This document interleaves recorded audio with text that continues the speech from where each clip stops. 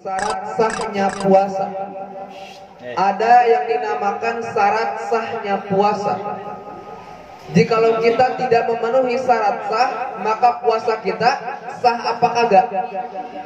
Ketika kita tidak memenuhi syarat untuk sah, untuk jadi sahnya puasa, maka ibadah puasa kita sah apa kagak?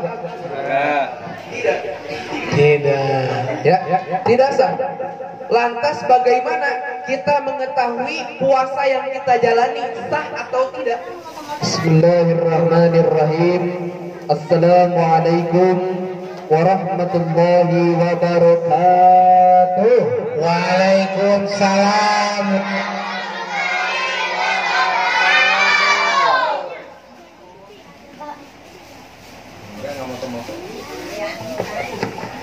Innal hamdalillah nahmaduhu wa nasta'inuhu wa nastaghfiruhu wa na'udzu billahi min shururi anfusina wa min sayyiati a'malina man yahdihillahu fala mudilla lahu wa may yudhlilhu fala hadiya lahu.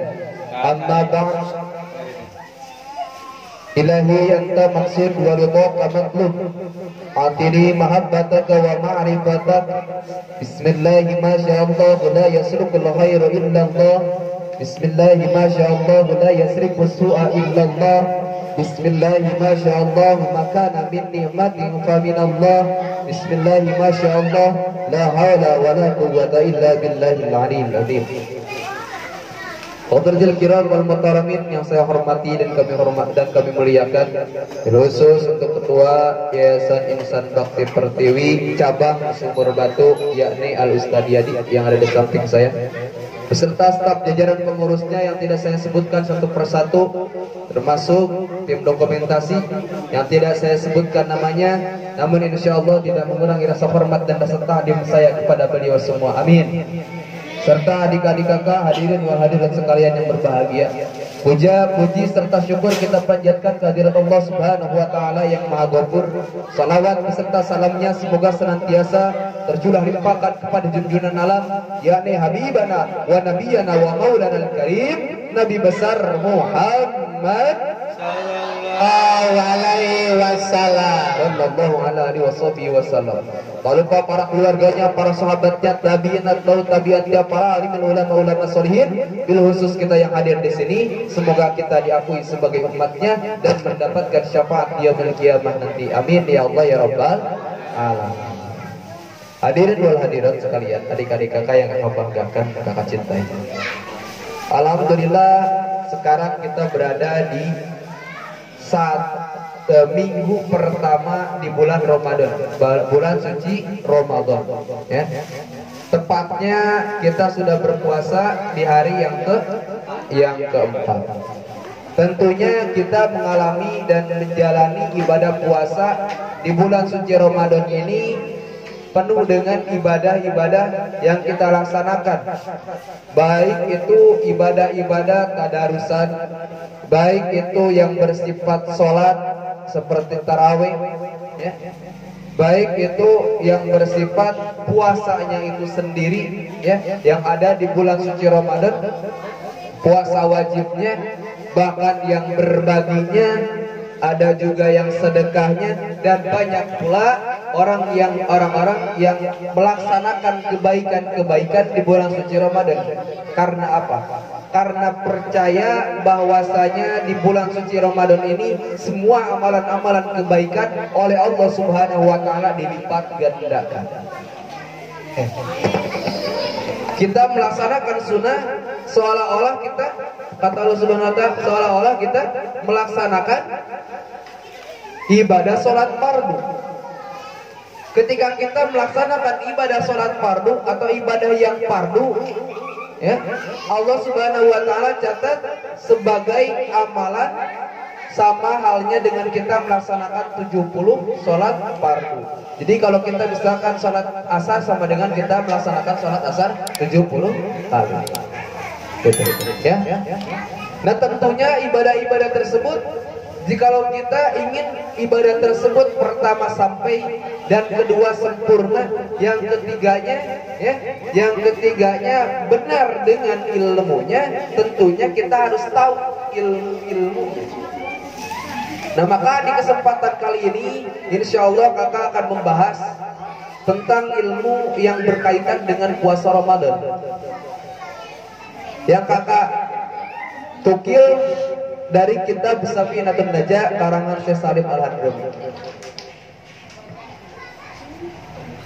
Yang pertama, pasal yang pertama kakak bacakan dulu. Faslun, adapun ini pasal surutus sihatihi, syarat sahnya puasa. Ada yang dinamakan syarat sahnya puasa. Jikalau kita tidak memenuhi syarat sah, maka puasa kita sah apa kagak?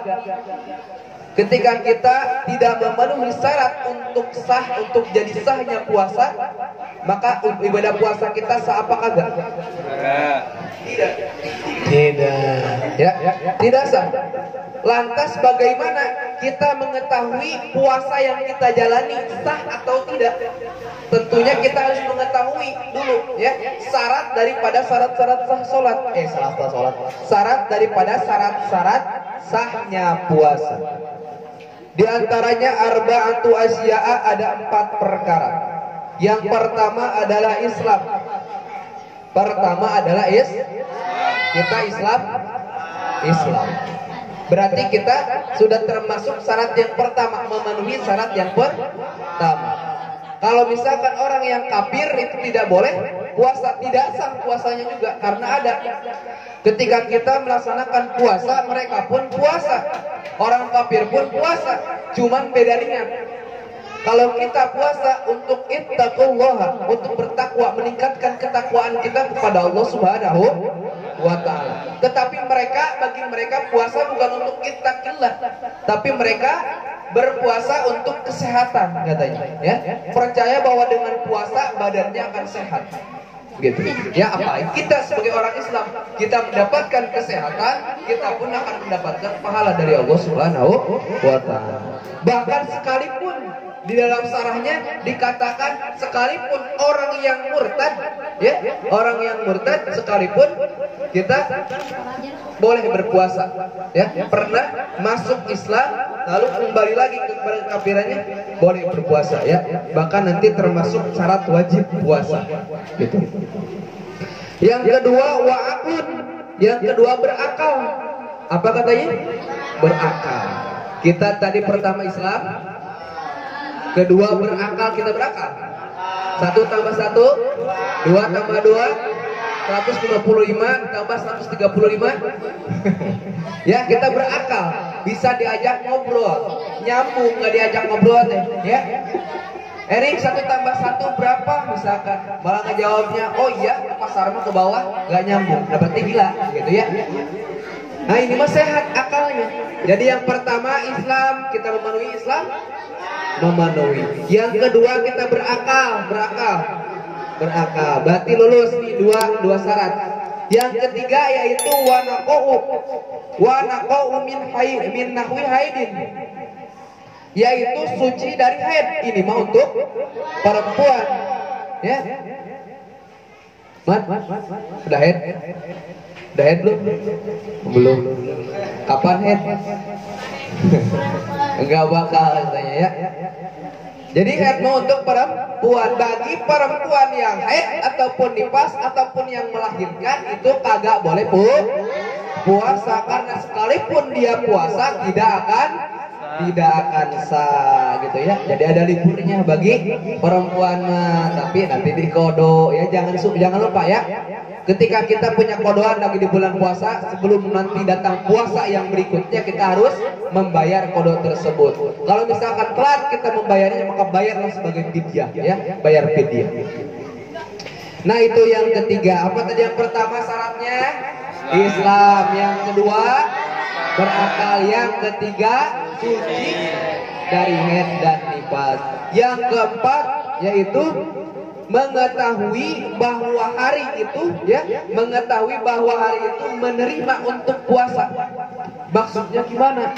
Maksudnya gini, ada hari-hari yang tidak menerima untuk puasa, haram baginya untuk puasa.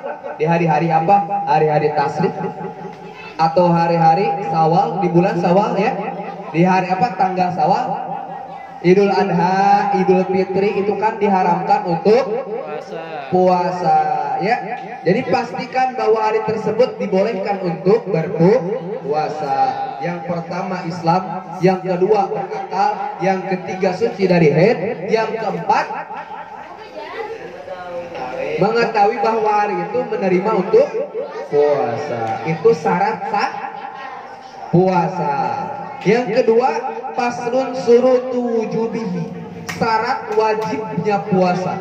Maka ketika seseorang termasuk syarat ini, ada seseorang dalam syarat ini, maka wajib untuknya berpuasa.